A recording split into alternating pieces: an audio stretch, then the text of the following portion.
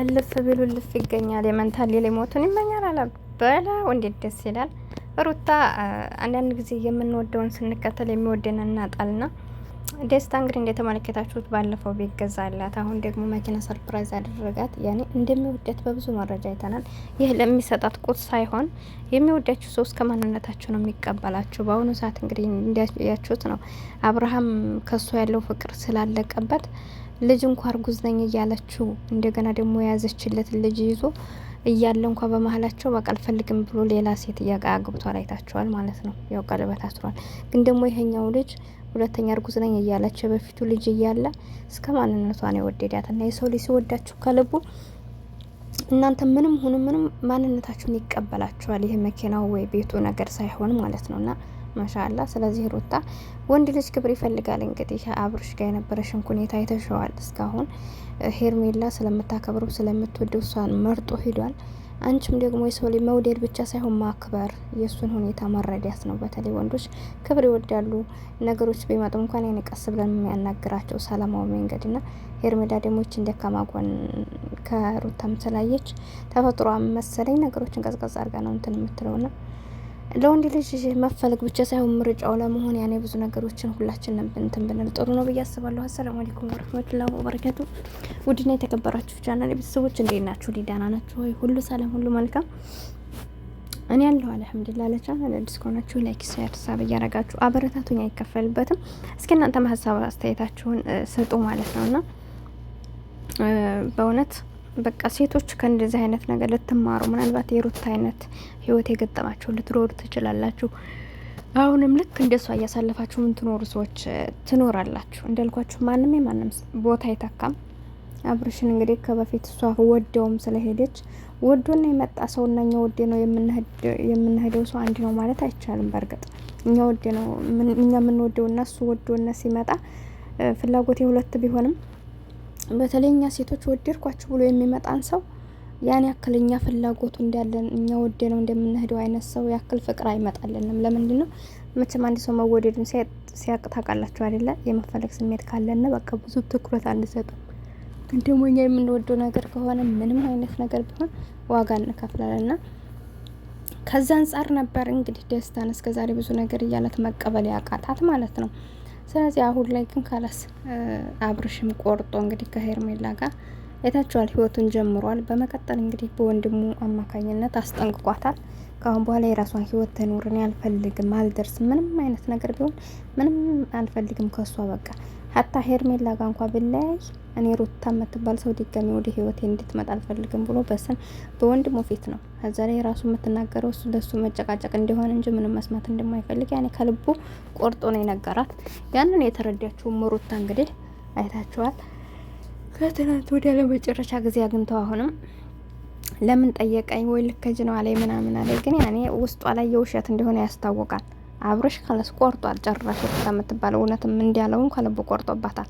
እሷ ግን ያኔ ትንሽ ስላልቆረጠላት እንግዲህ ካይተርዞ ተመልሷ ላይ ብቻ ቢሆንም ስትመለከተው ግን እንደማይሆን ስለገባት አሁን ደስታን ተቀብላለች። ፍቅሩን አብርሽን አግኝተውት እንግዲህ አይታችሁት ከሆነ ያ እንደውም ለማናደድ ሞክረው ነበር። አብርሽ ደግሞ ደስተኛ ነው የሆነው። ምክንያቱም አሁን ላይ ሩታ ሄደ ወጣ ሌላ ወንድ ጋር ሆነ የሚል አመለካከት ሳይሆን ያለው ሩታ ሄርሜላንም ሆነ እሱን እያገኘች እንዲያትረብሻቸው በቃ የሆነ ሚዛን ነገር ነበር የፈለገው።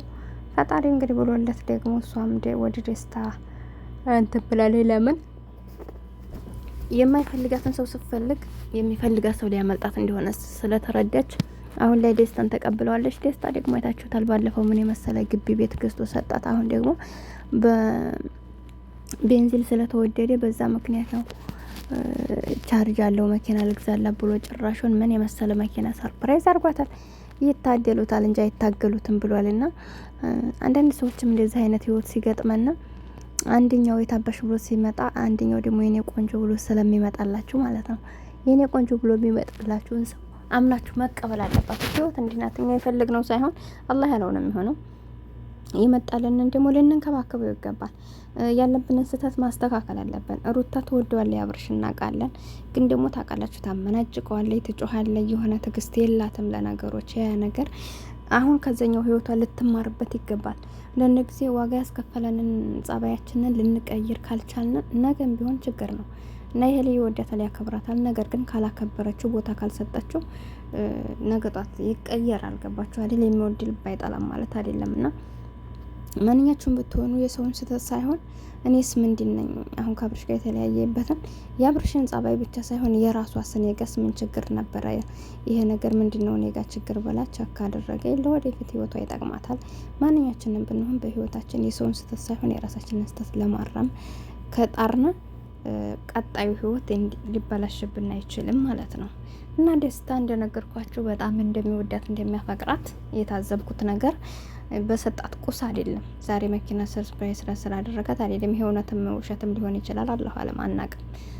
ግን ቤትም ስለገዛለት አይደለም። እኔ እንዳልኳችሁ በአሁኑ ሰዓት ምንም አይነት ቢወዷችሁ እንኳን ልጅ አለ ከተባለ አንድ ሰው አይፈልጉም። ልጅ አለ በተለይ ወንድ ልጅ ደግሞ አይፈልጉም። የሰው ሊያሳድግ ነው እንደ ይላሉ። በኋላ በሚመጣው ነገር ብቻ በብዙ ነገር ይገባቸዋል አይደለ? አይፈልጉም። እሱ ግን እንደነገርኳቸው አሁን ራሱ ድጋሚ እርጉዝ ነኝ ያለ ውሸት ይሁን እውነት ይሁን አናቅም። ነገር ግን እስከ ማንነቷ ነው የተቀበለው።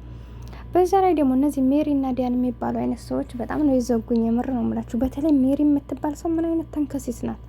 የምር አይታችኋታል?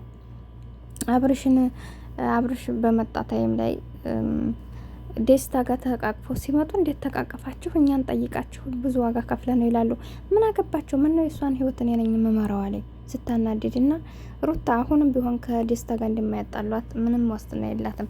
ምክንያቱም እኔ ሁኔታዋ አሁን አስባችሁታል። ደስታ ጋር ነው የመጣችው ሩታ። ስለዚህ ስለ ደስታ ማውራት እያለባት እንደገና ያለፈ ታሪክና የተዘጋ ፋይል አንስታ ከአብርሽ ጋር ካሁን በኋላ እንዲያከጅ ቃል ትገቢልኛለች ትላታለች። ምን አገባት? እሷ ለእሷ ብላ ነው እንደ እሷ ቃል የምገባው። ህይወት እኮ የሩታ ነው አይደለ እንዴ? ማግኘትም ካለባት እሷ ታውቃለች፣ መተውም ካለባት እሷ ናት። ሲቀጥል ደግሞ ያንን ነገር መምከር ከፈለገች ደስታ በሌለበት አትመክራትም እንዴ? የእውነት አስባላ ከሆነ ደስታ ካለበት ፊት እንደዛ እያሳጣቻት ሩታም ያኔ ነቅታባታለች። ምክንያቱም ካሁን በፊት መወራት ከሌለበት ቦታ ሆና እሷ ታወራታለች። ካሁን በኋላ እሱ ጋር ነው መሆን ያለብሽ። እንደገና ደግሞ ደስታ ራሱ ታዝቧቸዋል። ገብቷቸዋል።